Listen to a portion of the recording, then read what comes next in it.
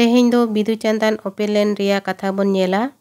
मानमी को चई दिसोम को चर्चा हेज एन जोहो चई दिसोम मजी तायम तेदो राजा चई नागारे बेरेट केआ।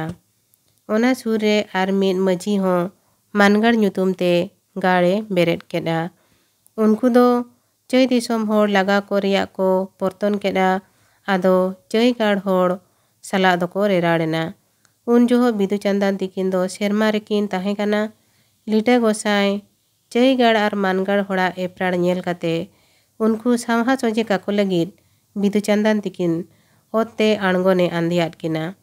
एनखान गे बिदु आर चांदान तिकिन दो ओत तेकिन ᱧᱩᱨ गोदेना। बिदु दो बिदु लेका गे मिद कोड़ा होड़ काते ओपेल गोदेना। आदो मिद ठेन मिदटंग टुवर मानमी गिद्रा कालिया ने ᱧᱟᱢ केदिया। उनी नेलते बिदु दयायेना बोयहा लेका अड़िज ए दुलड़ केदिया। कालियान हो आदो बिदु दोय दादा आदिया। आदो किन ताहेयेना।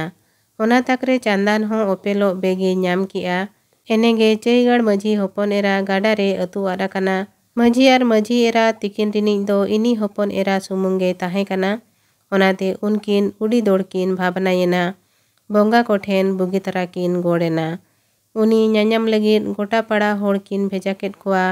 ओना तकरे चांदान दो उनी होपन एरा चिनते ओपेल काते चांदान दारे बुडा रे गिदिज अकाना।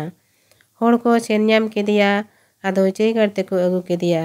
मजी आर मजी एरा होपन एरा ᱧाम काते अड़ी किन रस्कयेना आर चांदान दारे बुडा रे को ᱧाम लेदिया मेनते चांदान को ᱧᱩᱛᱩᱢ अरु केदिया।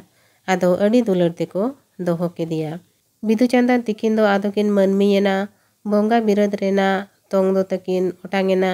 मानमी बिरद रेना तोंगे हेजात किना। उनका तिकिन ताहेयेना हरा कोड़ा हरा कुड़ी किन हुयेना। ओना तायम रिया कथा को दो खेलोंड बिदु चांदान पुथी रे ओल सदर अकना। ओना हो जुदी आबो ऑक्तो बन ᱧᱟᱢᱟ एनखान ओना बिदु चांदान खेलोंड पुथी रिया गायन हों पढ़ाव आंजमा बना। नोआ कथा गे गुरु गोंके बिदु चांदान गायन पुथी रेना आजा अरदास साहटा रे ओल अका जे एंगाñ को अपुñ को सेरमारे एने जोंकिन लासाण हेर बिदु चांदान तिकिन जोहार उनकिन होड़ को सामहा सोझे काको लगिद होड़ को ठेन बाडाय ओचो लगिद लिटाहा आंदे उदु ते होड़ को तालारे एने सेरेन जोंग तीस सेदाय रेचो नोआ ओतरे मानमी लेकाकिन ओपेल लेना। उनकिना कथा उड़ी होड़ पे बडाय अकाद गिया। उनकिना कथा उड़ी सोड़म उड़ी लासाण हेड आर रोड़गान होड़ ठेन खोन आंजम लेखान मन धीमन रस्क गे नवा गे आर लासाण हेड गे ऐक्यो गोदोआ। उनकिना उनकान कथा ओल तियुग दो आट गिया मेनखान रस्क दौड़ते बोढ़े किन छुटव लेना। उनकाते उनकिन जोहार बिदु चांदान तिकिना कथा एने जोंग लेकातिन जोड़ाव केदा मेंदो उनकिना उना सोड़म आर लासाण हेड कथा दो बन ओल तियु आकाद जो चेत जो। नो नोंका गुरु गोंके हों बिदु चांदान गायन पुथी रे ओल सदर अका बिदु चांदान इदी काते।